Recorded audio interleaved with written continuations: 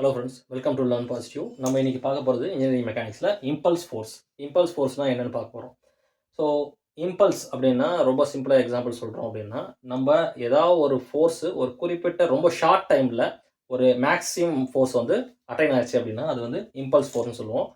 விளையாட்டுக்கு ஒரு எக்ஸாம்பிள் பார்ப்போம். ஒரு ஃப்ரெண்ட்ஸ் கேங்கில் பார்த்தீங்கன்னா யாராவது ஒருத்தர் வந்து ஹைப்பராக இருப்பாங்க, உங்கள் ஃப்ரெண்ட்ஸ் கேங்கில் கூட இருப்பாங்க. ஸோ சடனாக என்ன பண்ணுவாங்கன்னா, நம்ம ஏதாவது ஒன்று பேசிக்கிட்டு இருப்போம், அப்போ சடனாக அவங்க வந்து இம்பல்ஸ் ஆகிட்டு உடனே அதுக்காக ரியாக்ட் பண்ணுவாங்க, பார்த்துருப்பீங்க.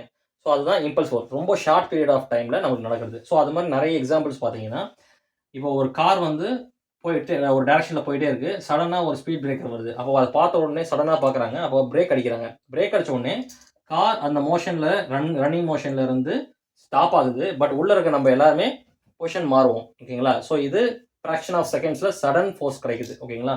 ஸோ அதனால் ஏற்படுறது தான் இது ஒரு இம்பல்ஸ் ஃபோர்ஸு. இல்லை ஒரு பொருள் மேலே ஒரு ஹேமரை எடுத்து பல்ஸ் பண்ணுறோம். பல்ஸ் பண்ணும்போது சடன் இம்பேக்ட் நடக்குதுங்க. ஸோ அந்த இம்பேக்ட்னால ஒரு சின்ன சேஞ்ச் நடக்குது அப்படின்னா அது இம்பல்ஸ் ஃபோர்ஸ். ஸோ இதுதான் வந்து இம்பல்ஸ் ஃபோர்ஸ்னு சொல்கிறாங்க. தேங்க்யூ.